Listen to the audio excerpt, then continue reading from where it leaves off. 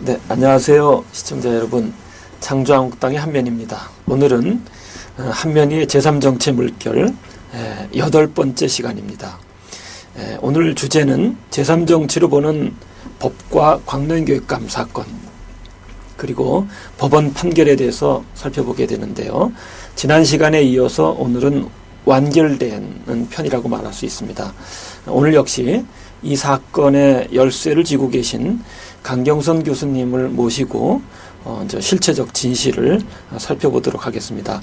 먼저 대담자로 강경선 교수님 나오셨습니다. 인사. 예, 안녕하세요. 반갑습니다. 안녕하세요. 네, 일주일 동안 잘 지내셨죠? 예. 네. 그 제3정치는 신자유주의 그리고 이제 자본주의가 횡행하는 현행 사회체제 속에서 사실 사람들은 갈수록 그 이기심이 이렇게 커져가면서 늘 부정과 부패, 반칙으로 이렇게 미끄럼을 타게 됩니다. 이때 우리가 더불어 살아가는 공동체 모두에게 좋은 공동선을 증진시키기 위해서 가능한 한 이기심은 이렇게 제약하고, 그리고 아름다운 덕행은 함양토록 하는 정치가 제3정치라고 간략히 말씀드릴 수 있습니다. 이런 시각에서 광명 사건을 조망하면 전혀 새롭게 보이게 된다고 여겨집니다. 저는 이런 질문 한번 던져볼 수 있다고 여겨집니다. 그러니까 이기적으로만 판단하고 행동하는 사람들은 바로 그런 시각에서, 예를 들자면 테레사 수녀님을 보았을 때 어떻게 봤을까? 이렇게 말하게 될 것 같아요. 테레사 수녀님도 만인의 찬사를 받을 목적으로 인도의 헐벗은 주민에게 자선을 베풀었다라고 삐딱하게 보게 되는 거죠. 이렇게 삐딱하게 보면 광명교육감도 동일한 선상에서 뭐 말할 것도 없죠. 후보자를 사퇴하게 할 목적으로, 이게 검찰의 입장이었는데 이 검찰의 입장은 좀 이따 살펴보겠습니다만 기각됐습니다. 즉 법원에서 받아들이지 않은 겁니다. 그러자 이제 두 번째 2항으로 넘어가게 되는데, 광명교육감은 후보자를 사퇴한 데 대한 대가를 목적으로 사채빚에 시달리는 박명기 교수에게 2억을 주었다로 단정하게 되죠. 이렇게 미끄럼을 타게 되면 이제 유죄처럼 여겨지는 흐름을 예를 들어서 조성하게 됩니다. 그런데 실제는 어떤가? 진실을 보면 테레사 수녀님은 찬사를 받을 목적으로 선의를 행한 것이 아니라 이렇게 된다고 말해야 할 것 같아요. 테레사 수녀님은 인도의 헐벗은 주민을 그대로 이렇게 두는 것이 너무나 애처로워서 이웃사랑으로 자선을 베풀었고, 이로 인해서 결과적으로 만인의 찬사를 받게 되었다라고 말하는 것이 테레사 수녀님을 보는 온전한 시각입니다. 저는 바로 이와 같은 박애주의자의 시각에서 광명교육감을 보아야 한다라고 봅니다. 그렇게 보면 광명교육감 역시 사채빚에 시달리는 박명기 교수에게 2억을 선의로 주었고, 이로 인해서 사실은 테레사 수녀처럼 미덕 실천에 따른 찬사가 가야 되는데 우리 사회는 비난으로 쏠리고 있다.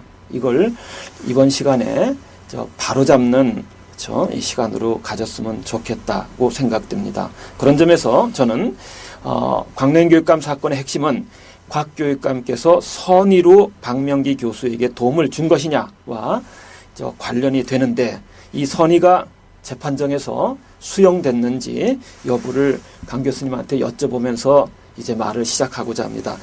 이 부분이 어떻게 그 재판정에서는 수용이 원활하게 됐다고 볼 수 있습니까? 말씀해 주십시오. 그렇죠. 이 선의 지급 부분이 일반 사람들, 언론을 통해서 나온 이제 그런 많은 사람들은 어떻게 선의로 2억이나 되는 그 큰 돈을 줄 수 있느냐라고 하는 이제 그런 의구심, 뭐 믿을 수 없다 도무지, 뭐 이런 상황에서 시작되었고, 또 앞 시간에서 말씀드렸지만 법조계에 있는 사람들은 뭐 거의 다가 이거는 어차피 받아들여질 수 없는 주장이다라고 이렇게 강하게 그렇게 의문을 제기하는 가운데에서 재판이 시작됐습니다. 그런데 다행히도 긴 재판을 통해서 1심 재판부에서는 적어도 이제 저와 광련 교육감이 돈을 지급한 부분에 대해서 선의의 동기는 인정된다까지는 그래도 사실로 이렇게 정리를 해줬습니다. 그래서 제가 천만다행인데. 네. 예. 그러니까 뭐 테레사 수녀도 선한 동기에 의해서 헐벗은 인도 주민들을 방치할 수 없어서 자선을 행한 거거든요. 마찬가지로 사실은 뭐 광련 교육감도 보기에 따라서는 그런 박애주의자의 시각으로 본다면은 선의로 했느냐 이런 의문을 갖게 그렇죠. 되는데 예. 그 재판정은 그 동기의 순수성은 그렇죠? 네. 거의 받아들인 걸로 저도 재판을 몇 차례 참석했지만 이렇게 네. 여겨졌던 그렇죠. 것 같습니다. 근데 지금 이제 한 대표님께서 말씀하신 것처럼 테레사 수녀하고 저희를 비교하니까 좀 있은 사람들이 의아할 수도 있어요. 왜냐하면 테레사 수녀는 워낙 가지신 것이 없고 훌륭하신 그냥 분이니까. 이렇게 가난한 사람들을 위해서 빈민을 위해서 구제하신 분이고 이번 이제 광련 교육감의 경우는 선거가 있은 다음에 어쨌든 선거에서 만났던 그 박명기 교수에 대해서 도와줬기 때문에 그런 순수성에 대해서 인정을 받기가 굉장히 어려운 그런 상황이었죠. 그렇죠. 그리고 또 뭐 평소에 또 저나 뭐 광련 교수가 무슨 빈민 구제 사업을 계속 그런 것이 절도 아니고 그렇죠. 그런 면에서 이제 납득하기가 좀 힘들긴 하겠습니다만은 네. 사실은 이 자비 뭐 이런 거는 뭐 이렇게 본격적으로 하시는 테레사 수녀 같은 또 지금도 그런 사회 활동을 하시는 분들도 계시지만 보통의 경우는 저희가 생각하기에는 다른 직업을 가지면서 또 일상생활에서 접하는 가운데 항상 선행이라고 하는 것은 그냥 수반이 되는 거여야 된다라고 이렇게 살아왔기 때문에 저희가 무슨 선행주의자도 아니고 보통 사람으로서 살아가면서 당연히 수반되는 그런 걸로 이해해 주시면 좋을 것 같고 또 특별히 이번 같은 경우에 박명기 교수가 어려운 것을 목격했기 때문에 선거하고는 전혀 무관하게 그런 결정을 하고 박명기 교육감이 또 지급을 하게 된 이런 부분을 좀 이해를 좀 그렇죠. 해주시면 좋겠습니다. 그러니까 테레사 수녀님이야 워낙 성녀로서 훌륭한 분이셔서 일상적으로 그것을 행해온 것이고 보통 사람인 우리들은 성녀 테레사 수녀님을 존경하면서 그러나 우리가 행여라도 일상생활 속에서 테레사 수녀님의 일부분의 모습이라도 수행할 수 있다면 그건 아름다운 일이고 박수갈채를 쳐줘야 되니까요. 네. 그럴 때 부분적으로라도 따르는 모습을 보였다면 우리는 이런 행위를 존중하게 여길 필요가 있다. 그런 점에서 논리적 연관관계 속에서 사회자인 제가 다소 좀 무리하더라도 이제 그런 맥락에서 우리가 너무 악의적으로 보지 않도록 해서 이야기를 드렸습니다. 예, 하여간 저도 재판을 하여간 3회 이상 공판정에 참석을 했었는데 광련 교육감의 행위는 그분의 절친 바로 제 옆에 계신 강경선 교수님의 당시 상황 개입에 따른 판단 그리고 권고를 그대로 수용해서 왜냐하면 그것이 사실 가장 바른 것이기 때문에 이를 수용해서 행한 것으로 알고 있습니다. 그 당시의 상황과 판단에 대해서 좀 더 자세히 말씀을 해주시면 좋겠습니다. 네, 그러니까 개입할 상황 그다음에 좋겠습니다. 네, 그러니까 개입할 상황 그다음에 절박성으로 인한 뭐 예를 들어서 원망의 분위기 그리고 강 교수님이 나서셔서 화해의 모드로 바뀌고 그리고 마침내 이렇게 그 선에 따른 그죠 순수한 동기로 돈이 지급되는 요 경로를 조금 자세히 말씀해 주시면. 뭐 기본적으로 이제 저는 이제 광련 교수하고 그냥 이게 올바른 좋은 사회를 위해서 그냥 쭉 일생을 어느덧 보니까 그렇게 살아왔어요. 보니까 그냥 뭐 저희들도 뭐 특별히 뭐가 아니라 법이라고 하는 것을 법 그대로 이렇게 이제 정착시켜야 되는 이런 걸 가지고 공부도 하면서 또 그것을 실천하는 그런 가운데 30-40년을 이제 공부도 같이 하고 또 실천도 하는 뭐 그런 가운데 살아왔는데요. 이번 같은 경우는 광련 교육감이 그냥 뭐 교육감직을 위해서 또 선거를 치른 것이 아니고 우리나라 교육이 하도 문제가 많으니까 그쪽에 가서 뭔가 일을 해야 되겠다라고 해서 교육감이 다행히도 이제 됐지 않습니까? 그래서 이제 교육 개혁이 됐고 그런데 이제 이런 어려움이 뭐가 빠졌다 그래서 저한테 그러니까 원조가 이제 그러니까 좀 봐달라고 하는 그런 요청이 왔고 제가 이제 곽 교육감은 그 개혁에 몰두를 할 수밖에 없는 그런 상황이고 이런 그 복잡한 부분은 제가 좀 들여다볼 수밖에 없기 때문에 보니까 이제 박명희 교수가 이렇게 오해를 하고 있었고 그것도 보니까 뭐 오해뿐만 아니라 박명희 교수는 거의 사면 초과에 몰리고 있었어요. 보니까 잘은 몰라도 보면 우선 선거에서 사실상 패배한 거나 진배 없는데 거기에 자기 도와줬던 분들은 다 뿔뿔이 흩어져 버렸고 거기에 이제 뭐 빚은 빚대로 또 남고 이건 한 번만이 아니라 그 지난번에도 또 보니까 선거를 나갔던 분이라 빚이 가중이 지금 되고 있었습니다.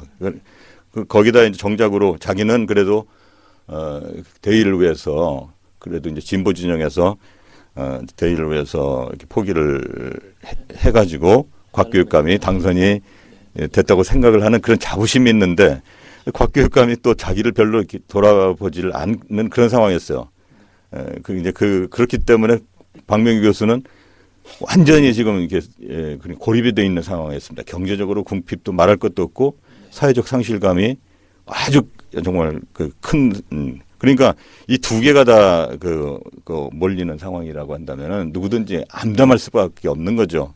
그래서 제가 처음 만났을 때 박명희 교수의 상황은 본인 스스로도 한 3번이나 정말 왜 극단적인 선택 있잖아요. 자살이라고 하는 것을 언급을 하셨거든요. 그 시기 전후로 해서 공직자들 일부가 뭐 검찰 수사를 받게 된다든가 하면은 자살했던 사례가 여러 차례 전후로 있었던 걸로 아는데 아마 그렇죠? 예. 그와 비슷한 그런 맥락처럼 강 교수님이 느끼셨던 그렇죠. 거죠. 예를 들어서 이제 박명희 선생님은 거의 초면인 저한테 2번 만나는 동안에 그 자살의 심정을 섞어서 이렇게 표현을 하셨는데 제 기억에 지금도 남는 것은 노무현 대통령이 이렇게 이제 산에서 이렇게 추락하시고 이렇게 투신하신 그 기억으로 박명희 교수하고 지금 오버랩이 돼 있거든요. 네. 박명희 선생님도 실제로 산에 올라가서 그냥 확 뛰어내리고 싶다 뭐 이런 얘기도 하시고 그랬어요. 근데 이게 그냥 입에 발린 소리가 아니라 당시 상황으로 보면 정말 그럴 수도 있겠구나라는 느낌을 얼굴 표정이나 전체 상황으로 느꼈단 말이죠. 그래서 그렇기 때문에 제가 이렇게 굉장히 이거 어떻게 해야 되지라고 하는 걸 느끼게 됐죠. 그래서 이제 이런 상황이었습니다. 그래서 저는 뭐 처음서부터 박명희 선생님이 박 교육감 참 나쁜 사람이다. 이게 뭔가 분명히 자기한테 약속이 있었는데 그것도 뭐 딱 시침이 뛰고 모른다라고 하니 그래서 그거는 아니다. 확실히 아니라니까 잊어버리시고 하면서 그냥 마음을 풀어드리려고 얘기 좀 하시라고 해서 얘기를 듣고 있는 상황에 이렇게 이제 알게 된 거죠. 네. 그래서 이런 자살의 선택, 그 다음에 자살만 하겠습니까? 지금 이걸 이게 전후 사정에 대한 확실한 이해를 안 시켜주면은 거기에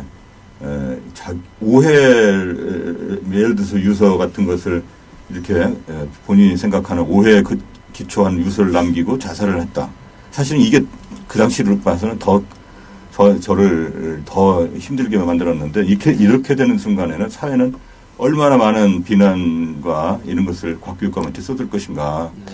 이거는 그러니까 이 두 개가 사실 동시에 이제 저한테 왔기 때문에. 그러니까 그 본인이 자살로 몰리게 될 경우 그것을 방치하면 참 안 된다라는 그 마음가짐을 가지셨고 또 곽 교육감한테도 이게 교육계의 수장으로서 일을 바르게 잘해야 되는데 이 여파가 미치면 온전하게 그 직을 수행할 수 없을 거라는 이 두 가지 걱정이 당연하죠. 이게 다른 거군요. 직도 아니고 교육감직인데 이 사람을 이렇게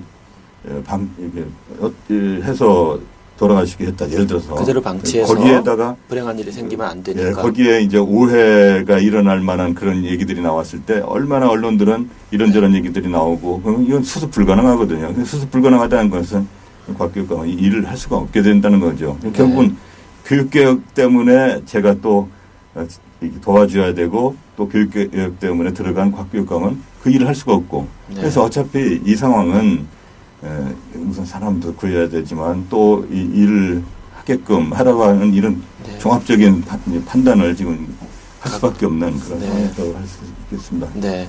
그래서 초기에는 그 어쨌든 갈등과 뭐 어쨌든 대립적 구조를 이제 화해를 이제 두어 차례 만나면서 네. 이제 화해의 모드로 바꾼 상태에서 그 사정을 들여다보니까 박명기 교수께서 굉장히 절박한 상황에 놓여 있고, 그러자 이제 강 교수님께서 곽교육감한테 이건 이렇게 해야 되는 거 아니냐 이런 권유를 네, 그렇죠. 여기 강요하시게 된 분명히 거죠. 이제 일반 분들이 아셔야 될 게 네. 나중에 도와줄 테니까 마음을 풀어라. 이거 아니었습니다. 그러니까 네. 또 사람들은 그 편하게 생각하면은 뭔가 이제 그 경제적인 약속을 하고 마음을 푼 게 아니냐. 이제 절대 그게 아니었거든요. 이거는 정말 그 들어주고 같이 고민하고 때에 따라서는 맞장구도 쳐주는 거죠. 왜냐면 진보 진영 이런 사람들이 정말 도덕적으로 문제가 있다.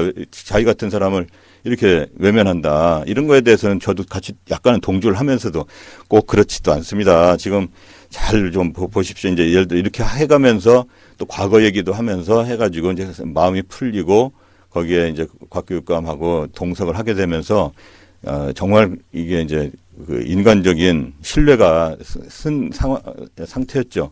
근데 그런 상태에서 이제 그 경제적인 어려움, 그러니까 곽교육감하고 만나는 순간에 사회적 상실감 부분이 해소가 되는 거예요.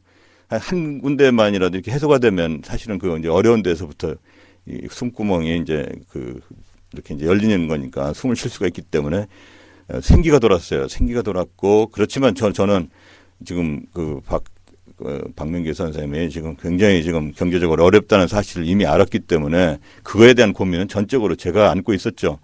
그래서 좋은 관계가 됐지만 이 부분에 대해서는 별도로 우리가 해줘야만 정말 좋은 관계가 될 것이다. 이런 판단을 하고 적당한 시점에 곽교육감한테 좀 지원을 해야겠다. 그렇지 않으면 지금 굉장히 힘든 상황이다. 뭐 카드도 돌려막기도 하고 빚도 많이 짓고 이제 이렇게 해서 순서는 그렇습니다. 그러니까 순서가 인간적 신뢰, 사회적인 상실감에 대한 그 약간의 이제 해소가 시작되고 거기다 경제적인 지원을 아주 어려운 부분에 대한 지원을 이제 우리 곽교육감하고 둘이 논의를 한 거죠. 네. 네. 그러니까 곽교육감 곽교육감 진영하고 박명기 교수 측과 선거 이후에 원망과 대립, 네. 갈등의 이 분위기가 이제 두 차례 만남을 통해서 이제 화해로 바뀐 상황에서 내부를 들여다봤더니 절박한 상황에 박명기가 몰려 있었고, 강 교수님으로서는 그대로 내버려 두는 것은 온당치 않다. 교육감직 수행에도 이제 바람직하지 않다라고 판단해서 공경에 빠져 있는 박 교수를 도와드리는 게 옳으니까 가능한 범위 안에서 돈을 만들어서 빨리 줘라 이렇게 말씀하시게 되고, 그렇게 도와드림으로 해서 또 능력 있는 박명기 교수도 또 교육청의 이 개혁의 일에 이제 동참을 시키면 더 많은 이게 뭐랄까 지지자들을 또 확보를 하는 거 아니겠습니까? 그런데 그렇죠. 이런 차원에서 이렇게 이제 단계별로 지금 다 사람을 합세를 하는 그런 그렇죠. 것으로 예. 생각이 들어요. 그러니까 제가 볼 때도 정말 광명 교육감은 분별적 지혜하고 이제 뜨거운 가슴을 가진 분입니다. 왜냐하면 법적인 논란이 휘말릴 수 있다는 것을 넌지시 이렇게 자각하면서도 절친인 친구의 판단이 전적으로 바르다고 여겨져서 남의 시선 아랑곳하지 않고 그대로 밀고 가는 어떤 의미에서는 담대한 용기를 보여줬다고 저는 이제 보았습니다. 그런데 그 일반인들의 시선에서 보면 그러면 우리가 남의 생명에 대해서 그토록 이렇게 뜨거운 가슴으로 느끼는 게 가능하냐 하는 의구심을 가질 수 있는데 마침 그것과 관련해서 제가 알고 있는 것이 있어서 또 시청자 여러분에게 직접 말씀드리지 않으면 안 될 것 같습니다. 강경순 교수께서 곽교육감에게 긴급 부조를 제안한 배경에는 박명기 교수가 자살과 같은 불행한 선택을 내리지 않도록 하는 것이 두 가지 요인 중에 하나였다. 그런데 강경선 교수께서는 보통 때에도 본인과 이렇게 연루되어 있는 또는 의미 있다고 여겨지는 선상에서 이 생명에 대한 존중심을 상당히 갖고 있었습니다. 2004년 겨울 무렵이었어요. 제가 천주교 주교회의 환경위원으로서 그 지율 스님이 막 단식 100일로 막 이행하던 무렵 회의가 열렸습니다. 그때 회의에 참석해서 천주교의 정의평화위원장 주교님이나 총무신부님은 가능한 한 빠른 시일 내에 지율 스님 만나서 스님 이제 그 병상서 단식서 일어나셔서 목숨을 이제 이렇게 건강하게 유지하는 선상에서 자연 보존에 나섭시다. 이렇게 이제 제가 권유를 드린 적이 있었는데 바로 요 직전에 강경선 교수님이 저를 만나자고 해서 만나 뵀더니 저한테 편지를 내밀었습니다. 그 편지는 지율 스님에게 이 편지를 꼭 좀 전달해 달라는 것이었어요. 2004년 겨울이었습니다. 그 편지 내용이 어떤 것이었는지 잠깐 소개해 주시겠습니까? 글쎄요. 그때 지율 스님은 뭐 그냥 지면으로만 이제 아시는 분인데 그때 상황은 사실은 이제 90 며칠째 이렇게 90일 정도부터 단식이 나날이 보도가 됐었어요. 이제 언론에 신문에. 그렇죠. 왜냐하면 그런데 어느 날 그게 눈에 들어오기 시작하는 거예요. 말이 그렇지 이게 90여일의 단식이면 죽습니다. 이거는. 근데 이게 하루하루가 카운트 이렇게 되는데 여기서 갑자기 이제 제가 이제 거기에 사로잡히게 됐고 여기에 제가 아무런 그 손을 쓰지 않게 됐을 때 저한테 나중에 이상한 책임감이 올 것 같은 생각이 드는 거예요. 물론 죽어가는 사람들은 주변에 수만이 있지만 이게 눈에 들어온 거에 대해서 방치를 할 때 오는 그 책임감이라는 것은 또 별도의 있지 않겠습니까? 책임감을 예. 보통 다른 분들한테는 아니지만 자기의 관심사에 들어온 것까지도 나는 모르겠다라고 할 수는 없는 거지 않습니까? 그래서 할 수 없이 이제 지율 스님에 대해서 편지를 간곡히 이제 쓰고 어디에 좀 숨어서 이게 단식을 하신다고 그래가지고 우리 한면이 지금 대표님께 환경운동을 하고 있고 그래서 어디 계신지는 아마 관계를 통해서만 전달을 해드릴 수 있겠다 싶어서 좀 뵙자고 그래서 전달을 해드렸던 것이죠. 어쨌든 저로서는 그런 정도라도 해야 나중에 스스로가 위안이 되고 면책이 될 것이라고 했기 때문에 그런 조치했던 것이죠. 네. 그때 제가 알기로도 그 지율 스님의 그 생명이 경각에 달린 상태에서 나날이 언론에 보도되고 있을 때 강경선 교수님께서는 편지라도 이렇게 전하면서 살아서 자연을 보존하면 어떻겠습니까? 라는 절박한 심정을 글로 쓰셨고요. 당시 이제 녹색대 교수였던 또 저로서는 그 지율 스님을 이렇게 배려하고 있는 사무국장님 만나서 전달을 해드렸고요. 그리고 전달 이후 얼마 안 있어서 아마 그 글은 한겨레에 실린 것으로 제가 알고 있습니다. 이렇게 우리 주변에는 그 자신의 시야에 들어온 생명에 대해서 정말로 절박하게 이렇게 존중하는 태도를 갖고 계신 분들도 있다. 이런 분들을 삐딱하게 보는 것은 사실 이 우리 사회의 건강성을 위해서 온당치 않다라고 봤기 때문에 구태여 이 말씀을 시청자 여러분들에게 드리게 됐습니다. 하여간 저도 그 강경선 교수님 만난 지 2년이 한 23년 되는 것으로 압니다. 그리고 이제 곽교육감님도 그리고 나서 한 2, 3년 있다가 만났습니다. 그럴 때 곽노영 교육감도 옳은 곳이라면 경우에 따라서는 사지도 두려워하지 않는다는 자세를 갖고 있는데 이런 것들은 강경선 교수님도 마찬가지였고요. 또 한 가지 더 얘기를 제가 전 천상 알고 있기 때문에 드려야 될 것 같은데 1990년으로 기억합니다. 노태우 권위주의 정부 시절에 사립학교법 개학이 일어났었습니다. 당시 방송대 교수로 계시면서 전교조 대학위원회 총무일을 강경선 교수님이 했었고요. 그래서 자신의 주변에서 일어나는 일들을 보통 이렇게 도덕적으로 많은 문제가 있다고 그럴 경우 또 외면하지 않습니다. 사회적으로 문제가. 그래서 방송대 민주화를 도모하다가 그 당시에 유일하게 해직으로까지 몰린 것으로 기억합니다. 해직까지 갔었죠, 거의. 거의 그런 논의로 갔었을 거라고 보는 시점이 있었죠. 네. 그때는 전교조가 이제 89년에 만들어져서 밖으로는 제가 이제 연구에 민주법연 회장으로서 전교조를 옹호하는 그런 공청회 같은 걸 열어서 약간의 이제 문제가 되는 교수가 아마 됐었을 것 같고요, 밖으로는. 근데 안으로는 그때 독학제라고 하는 것을 노태우 정부가 그것을 추진을 하고 있었어요. 굉장히 은밀하게 하고 있었는데, 뭐 독학제라는 것도 뭐 나쁘지는 꼭 않겠지만 중요한 것은 우리 이제 제가 속한 방송대도 일반 대중 국민들을 위한 평생교육기관인데 독학제라고 하는 것이 사실 이게 좀 이렇게 그렇게 이제 교육적으로 꼭 아닌데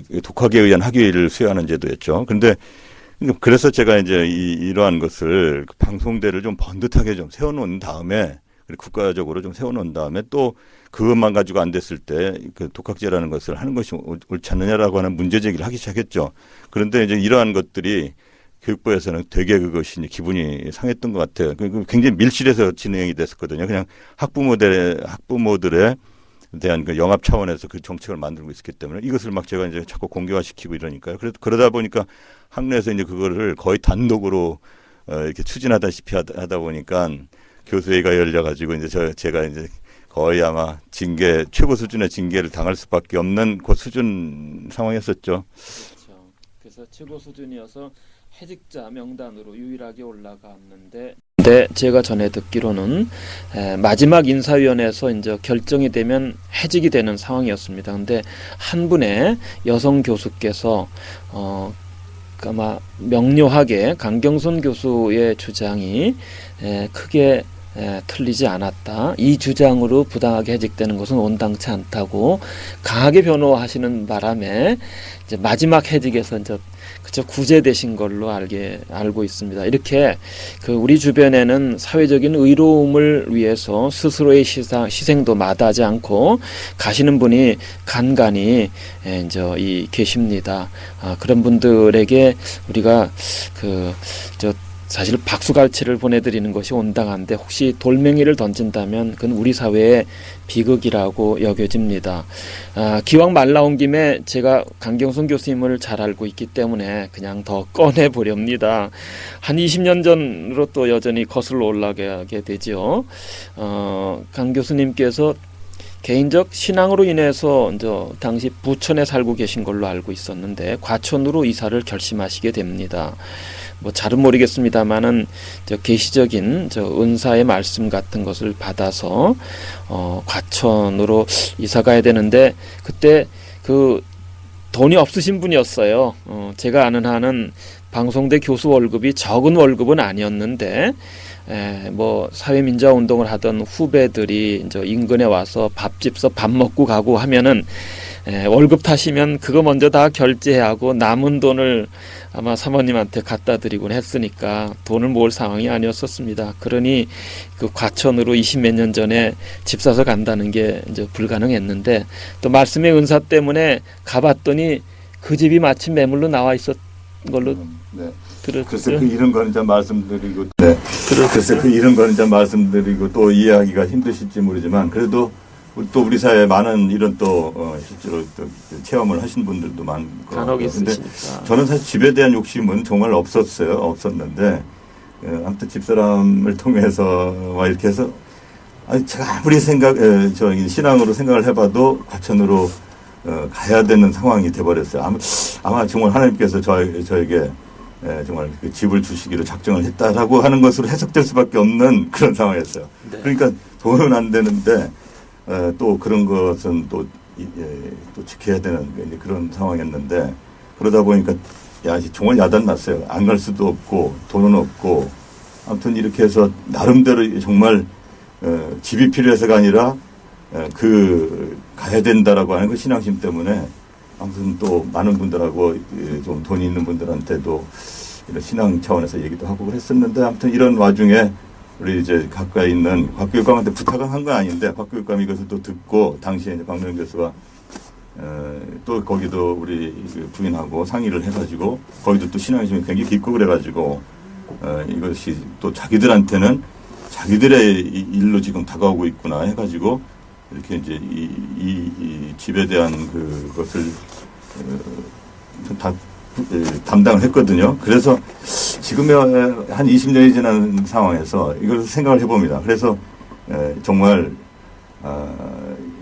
곽 교육관과 제가 정말 친구로서 이건 정말 인크라이스트 이렇게 이제 아무튼 정말 좋은 의미의 이제 하나님 가운데서 만나게 되는 이런 사건이 됐다고 생각하는데요. 저는 하나님 가운데서 선물을 받았고 또 곽 교육관은 또 하나님께 드리는 그래서 결국은 이 대가 없이 주고 받고 하는 것도 가능하다. 이러한 것을 큰 돈을 통해 가지고 이렇게 체험을 하게 된 것 같아요. 그래서 저희가 아무래도 더 가깝게 되는 그런 친구가 된 것 같아요. 그렇죠. 그러니까 제가 설명하기가 참 힘든 건데 이건 큰 일을 같이 한 거예요, 살면서. 그렇죠. 그러니까 강경선 교수님이 어쨌든 덥석 계약금을 냈는데 잔금 치를 돈이 없었고 그래서 쩔쩔매고 있을 때 이제 우연히 알게 된 친구 강노현 교수가 그 잔금을 이제 치러준 거죠. 근데 치르면서 이게 네 거 내 거가 아니라 우리가 해결해야 할 함께의 문제로 사실은 했다는 것이거든요. 우리 사회에서는 공짜 없이 세상에는 공짜 없다라고 하는 게 어떻게 보면 거의 진실에 가까운 거지만 이 더 큰 이 사랑을 포함하는 이 하늘까지 포함하는 이런 속에서 보면은 대가 없이 진행이 되는 이것을 우리는 사실은 알게 된 거죠. 사실 생각해 보세요. 사실 요즘에 저는 이거를 복지국가나 이런 걸 생각을 해보면은 하나님께서는 사실은 우리한테 물, 공기 뭐 이런 모든 자연 같은 것들을 대가 없이 우리한테 주신 거예요. 사실은 이런 그러시죠. 아주 중요한 부분은 대가 없이 주시고 그 다음에 나머지 사치스러운 것들은 약간의 선택 그건 뭐 우리가 돈으로 사서 하는 건데 역시 기본적인 거에 대해서 그게 사실은 이제 보편적 복지 비슷한 걸 연상을 지키게 되는데 그래서 이런 것들을 우리가 일찍 배운 것이 아닌가. 그래서 저희는 뭐 법을 하면서도 역시 법의 궁극적인 그 가치, 최상의 가치에는 이런 그러니까 대가 없이 나눠야 된다라고 하는 이런 것을 체득을 하게 된 것 같습니다. 네, 그러니까 그 두 분의 우정이 이제 그런 데서 이제 드러나는데 사실은 제가 진도 좀 더 나가려고 합니다. 저 광노현 교수가 강경선 교수한테 그와 같은 일을 서슴없이 할 수 있었던 때는 또 강경선 교수님이 갖는 그 인간적 면모 때문일 겁니다. 이 인간적 면모는 이게 더 이전으로 거슬러 올라갑니다. 여전히 이제 부천에서 아마 전세 살고 있던 시절에 그 우연히 이제 그 시골서 올라오신 분이 교회 성전을 건축하는데 돈이 모자르다 이렇게 해서 어찌 알게 됐는지 강경선 교수님한테 하소연하러 왔었어요. 그럴 때 강 교수님이 고심 끝에 그냥 돌려보낼 수가 없어서 당시로서는 굉장히 큰 돈. 근데 이 사건을 저는 모르고 있었는데 작년에 강 교수님의 동생이신 언론 기자가 글을 쓰는 바람에 저도 알게 됐습니다. 그러니까 저한테도 이런 얘기를 안 하셨었는데 기억 말씀하신 김에 그때 어쨌든 적지 않이 큰 돈을 이렇게 사실은 성전 건축에 쓰시라고 대학 교수로서 은행 가서 아마 돈 빌리셔서 교수직으로 아마 이렇게 이 명예 저걸 아니죠 뭐 이렇게 그 돈을 빌리셔 갖고 큰 돈을 덥석 주셨죠. 그리고 동생이 물어봤었다고 합니다. 형님 도대체 그 큰 돈을 동생이 나도 어려운데 어떻게 그 모르는 사람한테 툭 줄 수 있습니까? 이렇게 얘기했더니 강 교수님이 이렇게 얘기한 걸로 알려져 있습니다. 대표님께서 그렇게 말씀하시니까 뭐 하는데 저는 뭐 원래 돈도 많지도 않고 하는데 제 성격에 이런 게 있는 것 같아요. 그러니까 대가로 주고받고 하는 거 이제 이것을 굉장히 싫어하는 것 같아요. 그러니까 이제 사실 제가 법에서 민법을 싫어하거든요. 그러니까 왜냐하면 만약에 법에서 가장 중요한 논리는 민법에 있습니다. 그래서 이 민법을 좋아하는 사람들이 아마 이런 법률가들이 될 것 같아요. 그런데 민법의 핵심은 주면 받고 받을 만큼 준다. 이게 동시 이행을 하는 이게 이제 민법의 기본 논리입니다. 사실 주고도 그런 사회, 그러니까 주고 받고 받았으면 줘야 된다라고 하는 거는 시민 사회 속에서의 가장 기본적인 책무인 것 같아요. 그조차도 안 하면 사회 질서가 흐트러지니까요. 그런데 이제 저는 이게 이제 좀 싫은 거예요. 우리가 살면서 주고받고로 끝나는 거라면 뭐 남는 게 뭐가 있느냐. 역시 거기에다 좀 더 남기는 위에다 뭐 이제 그게 이제 보통 사랑이라고 하는 것으로 되어 있는데요. 그러니까 주고받는 것만 한다면 사실 이건 복수 관계다. 저는 그렇게 이제 복수의 법칙이고 그냥 민법은 결국은 이건 복수의 법칙에서 크게 벗어나지 않는 것이다 생각이 들고 사실은 저는 이제 그 후에 법 철학을 하고 헌법을 하는 가운데서 역시 우리는 대가라기 하는 것보다는 그러니까 우리는 어차피 모든 사람들로부터 받고 있는 거죠. 뭐 제가 살아온 행적을 봐도 누군가를 저를 도와주시고 누군가 다 사랑을 받고 왔다는 것을 알게 됐습니다. 그렇기 때문에 우리는 그러니까 준 사람한테 꼭 다시 되갚는 게 아니라 우리가 어차피 이런저런 사람들에 의해서 특히 뭐 부모님부터 시작해서 학교 선생님들로부터 다 받았기 때문에 우리가 만나는 어려운 사람한테 그냥 돌려주는 것이 우리의 책무다라고 하는 이게 쌓여 있고 생각해보면 헌법의 정신이라는 게 그런 거라는 거죠 이게. 그래서 그렇게 살아올 뿐이거든요. 예, 그러니까 그런 면에서 좀 이번에 사건을 보니까 정말 이게 이제 대가냐 아니냐인데 저는 대가라고 하는 것이 인식이 되는 순간에 무조건 안 하는 성미가 있어요. 이게 왜냐하면 그렇게 살고 싶지가 않거든요. 그건 복수예요, 복수. 그래서 그 사람이 한 것은 그분의 업적이지만 또 제가 할 일이라는 것은 별도로 아무튼 그러니까 아무튼 했으니까 준다라고 하는 거에는 아무튼 저 체질에 없다라는 것을 좀 말씀을 좀 드리고 싶고 그러네요. 예, 그렇죠. 그러니까 네. 그 일반인들 예, 그렇죠. 그러니까 그 일반인들은 보통은 줬으니까 받을 생각을 하고 또 받았으니까 주는 그런 의미에서는 상호 부조일 수도 있지만은 또 한편으로는 그 계산적으로 이해타산적으로 셈을 하면서 행동을 한다는 거죠. 이렇게 되면 이기적인 생각들이 갈수록 늘어가게 되는데 그런 사람이 많으면 많을수록 사회는 덜 건강해지겠죠. 근데 건강해지려면은 우리가 사실은 자연으로부터 많은 그렇죠? 대가 없는 혜택을 누리고 있고 또 예를 들어서 인품이 훌륭하신 분으로부터 풍겨나는 것으로부터 대가 없는 어떤 덕을 쌓는 또 이렇게 그 마음 예를 들어서 또 우리가 갖게 되고 그럴 때 우리가 혹 여유가 있다면 그렇죠? 대가 없이 누군가에게 그 베푸는 사회가 건강한 사회라고 말할 수 있습니다.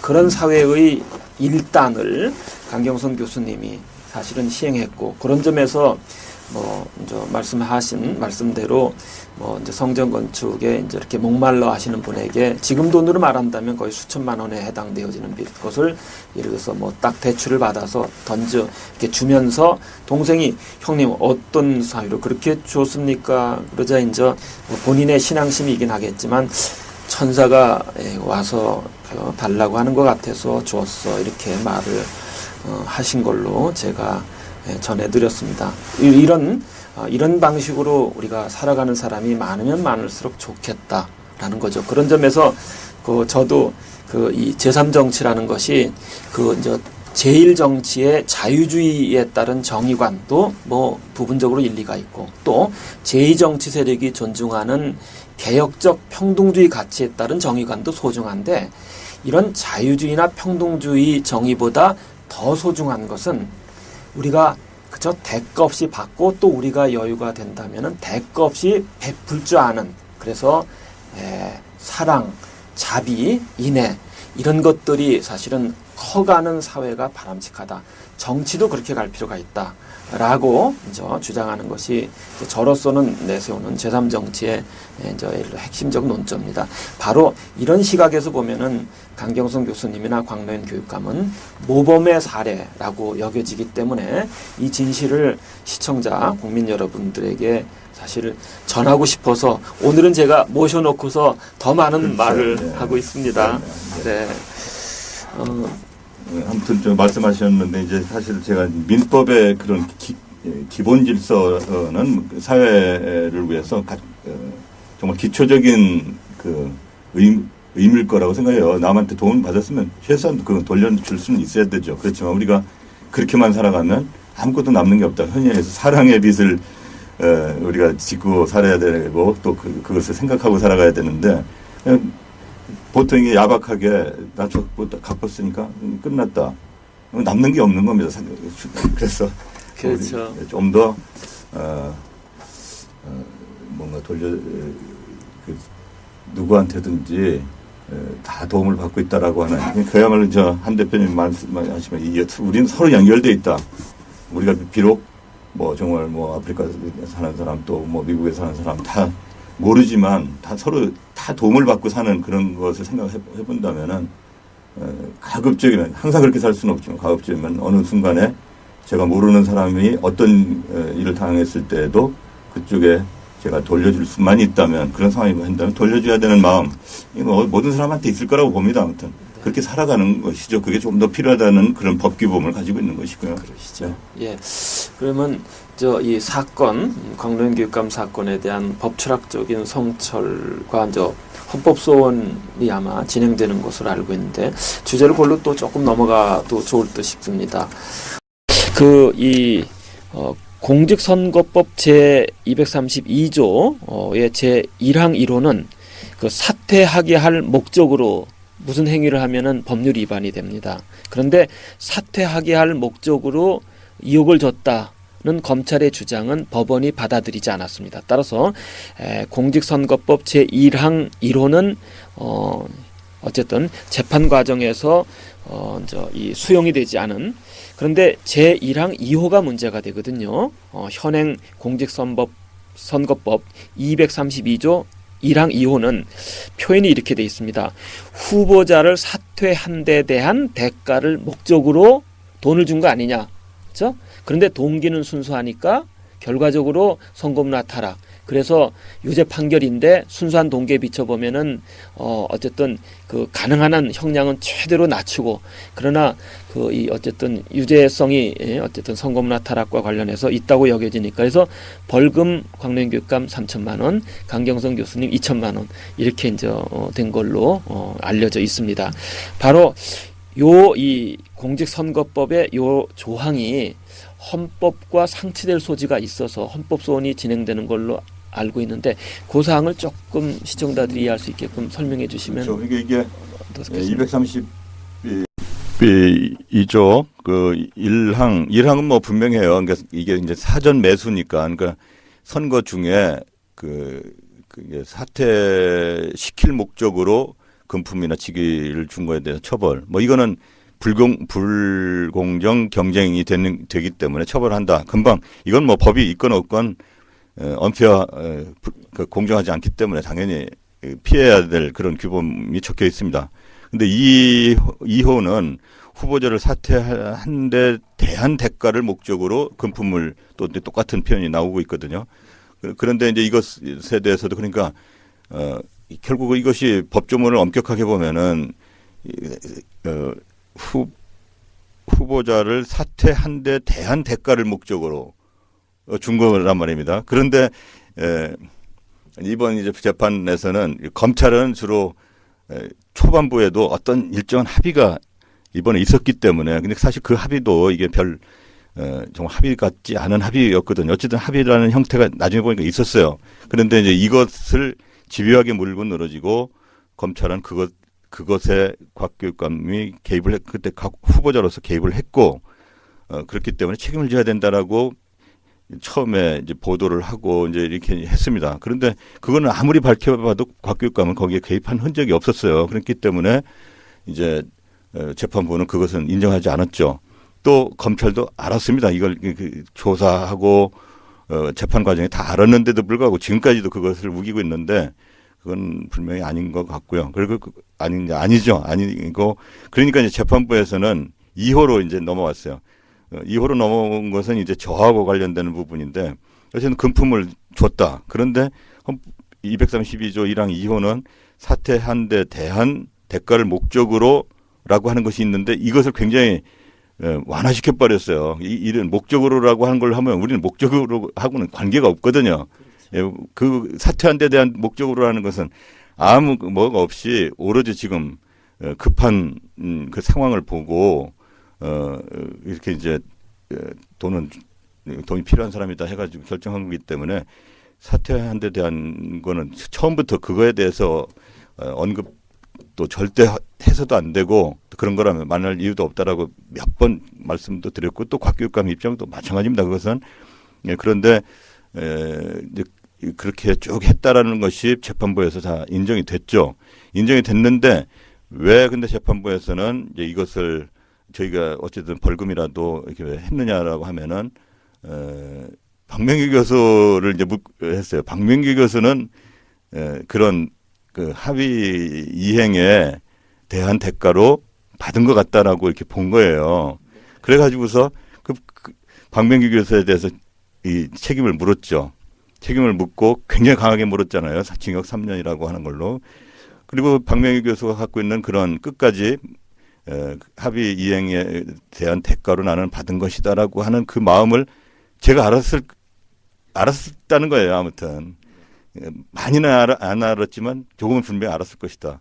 알았기 때문에 저한테도 책임이 있고 그 다음에 또 따라서 곽교육감도 또 책임이 있다. 이렇게 물고 들어간 거거든요. 근데 이 부분이 잘못된 거예요, 사실은.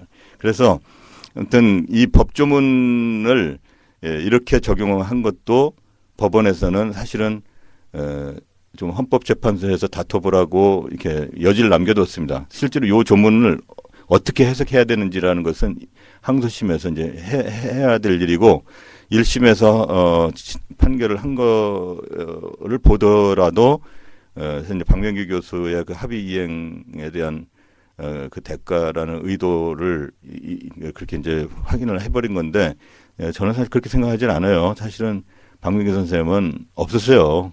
박명기 선생님은 어느 순간에 자기가 생각한 것이 오해구나.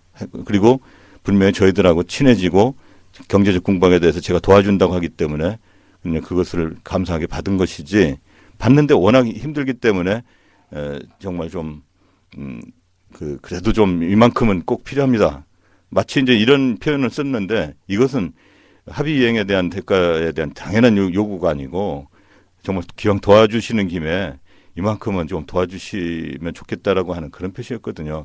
이런 것을 재판부에서는 이행의 의도로 받을 목적으로 이렇게 이제 보고 우리한테까지 다 이게 전염을 시킨 이런 일에 대해서 그 부분이 이제 시정이 돼야 될 겁니다. 그것은 그러니까 사실 박명기 교수는 그런 의도가 없었거든요. 예. 어려웠다는 그.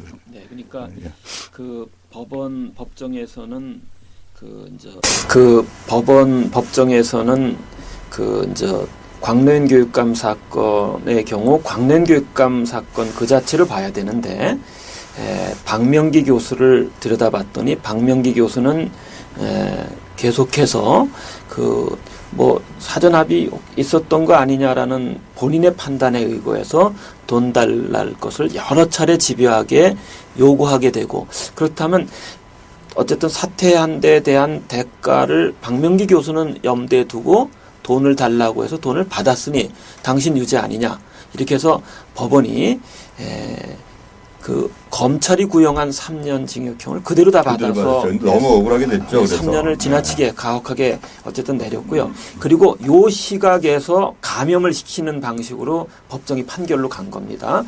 그렇다면 그 박명기 교수가 그와 같았다는 것을 알고 있었던 강경선 교수께서도 마찬가지로 이렇게 해서 감염시키면서 2천만 원 그리고 연장선상에서 광노인 교육감도 사실은 3천만 원 이렇게 좀 이상하게 됐죠. 논리적 역순을 이렇게 그러니까 거쳐간 여기를 자세히 들여다보면 판결이 좀 여기가 좀 문제가 있는 것을 볼 수 있습니다. 그러니까 분명히 저희들 선의를 인정을 했어야 돼. 그러니까 인정을 했고 인정을 했다고 한다면 거꾸로 이 선의가 박명기 교수한테 어떻게 스며들어갔는가라고 하는 관점을 좀 더 집요하게 추궁을 해 주셨어야 되는데 재판부에서 그 부분에 대해서는 수고를 안 하신 거예요. 그렇죠. 예, 그렇기 때문에 그 부분은 박명기 교수 걸 거꾸로 이제 저희들한테 이렇게 옮겨버리는. 그렇죠. 이렇게 해서 선의는 부분적으로 좀 약하게 확실하게 이제 선의는 인정하되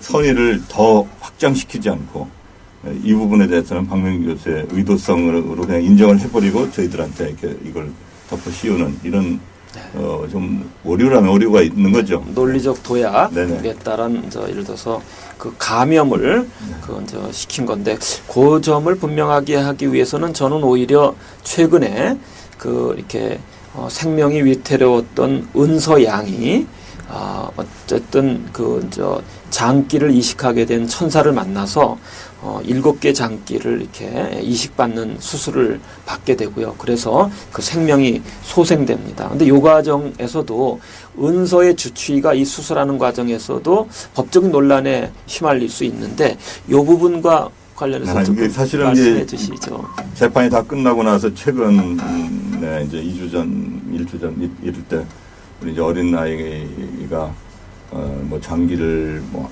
7개인가 이렇게 한 것을 한 의사가 해서 성공했다라고 하는 아주 좋은 뉴스가 그날 나왔죠. 흐뭇한 뉴스였죠. 그렇죠. 예, 그래서 이제 가슴을 따뜻하게 살아. 네, 그래 모처럼 만에. 그런데 이것도 또 보도를 이렇게 보다 보니까 이 의사가 이제 장기 이식도 마음대로 하는 게 아니고 다 법에 기초를 두는 건데 4개인가까지는 합법적인 이식인데 3개인가 4개의 이식은 현재 할 수가 없게 돼 있답니다. 그런데 지금 상황은 얘한테 다 이식을 해야 되는 판이고 살리려면 그래서 의사가 할 수 없다. 네, 뭐 지금 그 불법이라고 할지라도 나는 사람을 살려야 되기 때문에 그냥 이식 다 하겠다 해가지고 그 이후로는 지금 보도가 안 되고 있습니다만은 불법이라도 나는 우선 살리는 게 더 중요하기 때문에 다 하겠다. 이런 보도를 보면서 야 이번 이 사건하고 되게 유사한 측면이 있구나. 이게 생각이 좀 들었어요. 저희는 물론 저희 좀 다른 거는 저는 솔직히 이 선거법을 미리 다 보고 한 것도 아니에요. 그냥 일반 상식에 따라서 급한 사람 도와주고 광로연 교육감이 사전 합의를 안 했고 할 사람도 아니고 그 이후에 10월 말경에 와서 알았다. 이런 기초적인 사실을 보고 이것은 뭐 전혀 불법이 아니기 때문에 도와야 되겠다. 근데 박명희 교수는 굉장히 어렵다. 잘못하면 죽게 생겼다 정말. 또 죽을 뿐만 아니라 이것이 교육계획에 그랬을 때 미치는 영향 이런 것들을 보고서 도와드려야겠다 이렇게 생각을 했는데 결과적으로는 그 이후에 이제 이 재판이 터지고 나니까 자꾸 불법이라고 이제 몰고 오잖아요. 선거법상 위반이다 해서 그러면 제 스스로 정당화를 해보니까 불법이라도 할 수 없다. 우선 나는 살렸어야 되고 그렇게 생각할 수밖에 없잖아요. 그런데 이번 사건을 보니까 제 성격이 역시 있어요. 예전부터 저는 약간의 불법이 법에는 한계가 있습니다. 왜냐하면 다 법이 모든 걸 다 커버를 못하고 있기 때문에. 근데 상황은 지금 완전한 것을 지금 해야 될 상황이 있습니다. 그러면은 특히 의사도 인수를 하는 거고 법도 일종의 사회적 인수를 하는 그런 직업인데 그렇다면은 우선 사람이 살려야 되는 것이 보다 더 큰 가치인데 우선 살리고 더 큰 가치를 해야죠. 거기다 만약에 제가 한 일이 불법이다 계속 규정 지으면 저는 불법을 그냥 감수할 수밖에 없습니다. 그러면 저는 뭐 유죄 판단 받아도 할 수 없어요. 그것은. 그런데 제가 아는 법 지식으로 볼 때 더 큰 가치가 아래 가치를 다 용해를 할 수밖에 없고 아래 가치는 잘못된 큰 가치에 양보를 해야 된다는 것이 헌법의 뜻이라는 것을 제가 알기 때문에 두려움이 없습니다. 이번 사건에서도 그러니까 제가 무죄만 꼭 뭐 바라는 것이 또 아니고 의연하게 사실 유죄가 되면 저는 헌법적으로는 정당화된다고 생각하기 때문에 그 진실과 또 어려운 사람을 살리고 이런 것으로만 목적을 했기 때문에 별 두려움이 없어요. 곽 교육감도 마찬가지일 거라고 저는 보고요.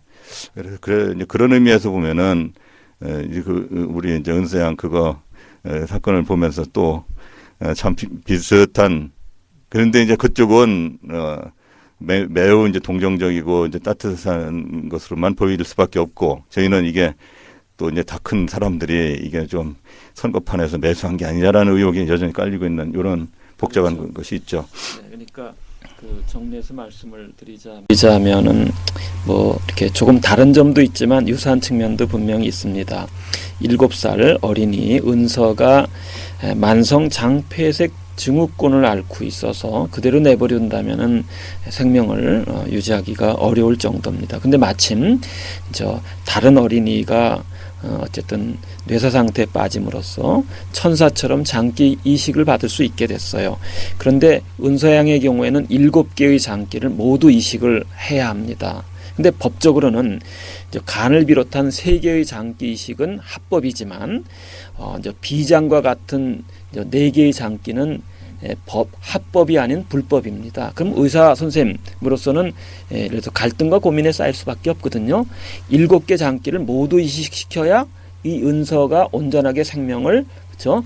갖게 되는데, 근데 다 이식할 경우에는 불법에 휘말리게 된다는 거죠. 그때 의사 선생님은 약간의 갈등이긴 하지만 뭐가 우선이겠습니까? 법을 지키는 게 우선이겠습니까? 아니면은 생명을 살리는 것이 우선이겠습니까? 의사 선생님은 아주 의연하게 생명부터 살려놓고 보자 해서 성공적으로 수술하게 된 겁니다. 이럴 때 행여라도 그 시비를 거는 사람들이 예를 들어서 이 의사 선생님을 법적으로 고소하게 된다면 현행 법의 그쵸 심판대 오르게 되고, 그렇게 되면 의외로 또 역시 불법 아니냐 이렇게 되는데, 그 의사는 아마 행복할 겁니다. 제가 보기에 같은 심정일 것 같아요. 제가 보기에 같은 심정일 것 같아요. 그럼요. 그럴 때 그 의사 선생님은 그 잘못된 법에 의해서 그렇죠? 그 판결을 받는다 하더라도 본인은 자긍심을 갖게 되거든요.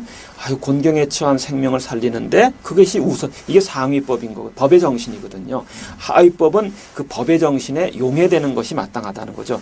그런 점에서 유사하면서 조금 다르긴 하지만 이제 광노현 교육감도 현행법에 앞서서 극도의 곤경에 처한 박민규 교수를 긴급하게 부조하자, 도와주자라는 강경성 교수님의 의견을 존중하면서 그대로 따랐기 때문에 이것을 뭐 불법이니 하는 법적 시비의 잣대를 들이대는 것은 사랑의 실천을 사실은 훼손하는 것이라고 여겨지게 됩니다. 끝으로 어쨌든 박명기 교수도 화해하고 나서 이렇게 이제 이런 부조를 받게 되고, 그리고 이제 법적 쟁송 과정에서 가장 가혹한 그 판결을 받게 되는데, 제가 알기로는 그 강교성 교수님이 박명기 교수를 보는 시각도 굉장히 가슴하고 애틋해 하시는데 그 부분을 조금 말씀해 그렇죠. 주시죠. 예, 현재로 봐서 뭐 다 무죄로 나오는 것이 최고 목표인데요. 근데 이제 특히 지금 현재는 박명기 선생님이 너무 억울하게 돼 있죠. 그래서 좀 안타깝죠. 그래서 항소심에서는 그걸 좀 밝혔으면 좋겠고, 저는 아무튼 이번 걸 보니까 우리 사회에 워낙 이제 선거판이 특히 그렇고 일반적으로 진실보다는 그냥 이렇게 관례 내지 허위 이런 것이 뭐 그냥 그렇게 되는 것이 사회다라고 하는 것이 너무 일상화돼 가지고 그런 속에서 살아왔다는 것을 이제 알게 되고, 그렇기 때문에 우리 사건도 그쪽에서 볼 수밖에 없다는 것을, 그러니까 어려움이 있는 거죠. 그래서 만약에 이런 좀 가끔가다 이런 비슷한, 저희와 같은 비슷한 사건들이 종종 있었으면 이번에도 쉽게 이번에도 이런 거다 해가지고 나올 수가 있었는데, 이런 선례가 없으니까 우리만 니들이 뭐 그렇게 선하다고 예외가 있느냐라고 하는 속에서 판단을 받고 있는 것 같아요. 할 수 없죠. 뭐 최대한도로 저희의 이 진실 무고 이것을 이제 밝혀는 내보겠지만 안 되면 뭐 사회의 심판을, 사회의 이런 여론의 심판을 받고 가는 겁니다. 사실 그게 마음이 편하거든요, 실제로. 네. 그러신 거죠. 네네. 그러니까 박민기 교수께서도 굉장히 엄한, 예를 들어서 이제 처벌을 받게 됐는데, 이제 그 시대 상황, 그 시점으로 돌아간다면은 화해가 이루어진 상태에서 도움을 받았기 때문에, 그리고 그 도움을 뭐 사실 본인으로서는 자존심에 상처를 좀 있긴 했다 하더라도 어려운 곤경 상황에 놓여 있고, 그리고 도움을 받은 것이어서 이렇게 되면은 예를 들어서 거꾸로 광노현 교육감이 사실 선의로 인해서 무죄, 강경성 교수님 무죄이듯이 예를 들어서 선의의 도움을 받은, 이렇게 되면은 이렇게 가혹한 처벌로까지 그렇죠? 이행되지는 않을 거라고 여겨지는데, 아유. 그러면 그래서 지금 곽교육감은 더 일을 열심히 하면 되는 것이고, 우리 박명기 교수도 좀 여러 가지 오해가 풀려서 사회에 나와서 역시 자기의 역량을 최대한으로 발휘할 수 있는 그런 것으로 매듭이 됩니다. 그렇죠. 네네. 그러니까 모모할 목적으로가 아니고 오히려 그렇죠. 동기의 순수성이 진행되어지고, 그리고 이제 그에 따른 결과로 이렇게 봐야 되는데, 이 결과를 그 동기 앞에 배치를 하게 되면은 그 말 앞에 예를 들어서 마찰을 놓는 격이어서 사실은 그릇된 논리 설정입니다. 이런 게 바로 잡힌다면 이제 공정한 재판으로 이행할 수 있을 거라고 여겨집니다. 오늘날의 사회는 야수적인 사회입니다. 자유주의는 개인의 자유로운 선택에 따른 결정, 그에 따른 이제 책임을 집니다. 그런데 이제 개인주의라는 이기심 어린 행동 방식이 또 정당화되어지면서 개인주의적 자유주의가 짙게 드리워져 있고요. 이런 예를 들어 사회 속에 또 경제제도는 좀 야수와 같은 신자유주의적 자본주의 체제 속에 놓여 있다 보니까 사람들이 이기적으로 행동하는 것이 이제 온당한 것처럼 보이는 사회가 되고 말았어요. 그러다 보니까 많은 곳에서 반칙, 부정, 부패 이런 일들이 벌어지게 됩니다. 이런 것들에 너무 익숙해진 나머지 그렇죠? 이 반칙이나 부패와 오히려 다른 예를 들어서 선에 의한 예를 들어서 행위라든가 자비 또 선행 이런 것들이 벌어지는 것을 우리가 왜곡된 시선으로 보는 경향이 있다. 그리고 그런 관점에서 법적인 예를 들어서 잣대를 야수적으로 들이대는 것도 정말로 온당치 않다고 여겨지고요. 그런 점에서 본다면은 광노현 교육감 사건은 새로운 예를 들어서 정치 시각에서 전 볼 필요가 있다고 여겨지고요. 그런 점에서 모두에 말씀드린 것처럼 이제 우리 사회는 자유의 가치도 중요하고 평등의 가치도 소중하지만 이 자유와 평등이 조화롭게 조율될 수 있는 중심 가치로서 사랑, 자비의 가치가 이제 우선하는 사회가 됐으면 좋겠다. 그렇죠? 그런 시각에서 본다면은 광노현 교육감의 사건은 정말로 달라질 거다. 그런 관점에서 보면은 근원적으로는 테레사 수녀님이 생각나고 가까이로는 은서양 주치의사의 심정이 연상이 됩니다. 그런 점에서 이제 시청자들을 위해서 인사 말씀 드려주시죠. 예, 이렇게 아무튼 시죠. 예, 이렇게 아무튼 3시간에 걸쳐서 저한테 할애 주신 우리 청량국당 한면희 대표님께 감사드립니다. 아무튼 뭐 이렇게 저희 속마음을 이렇게 다 전달할 수 있는 이런 게 아주 너무 기쁘고 또 정말 저희들 바라는 이런 것들이 이제 법정에서뿐만 아니라 사회에 좀 확산이 되는 그런 계기에 저희가 기여를 했으면 좋겠다. 이게 제 소감입니다. 네. 감사합니다. 네. 저로서도 오히려 영광이라고 여겨집니다. 사랑과 자비의 가치가 정치적으로 구현돼서 사회제도에 드리워지고 그것에 의해서 사람들이 평가받으면서 이기심은 갈수록 줄어들면서 그 선행과 미덕이 커가는 그리고 박수갈채를 쳐줌으로써 이제 그런 사람들이 늘어나는 사회는 아름다운 사회라고 여겨집니다. 그런 사회가 갈 수 있도록 예를 들어 정치적으로도 노력할 것이고 또 정치와 무관하게 이런 아름다운 사례가 발굴되었으면 좋겠습니다. 그런 점에서 제3정치 시각에서 광노현 교육감 사건은 모범적인 사례라고 여겨져서 감히 시청자들에게 이런 말씀을 드리게 됐습니다. 또 다음에 뵙도록 하겠습니다. 안녕히 계세요. 감사합니다.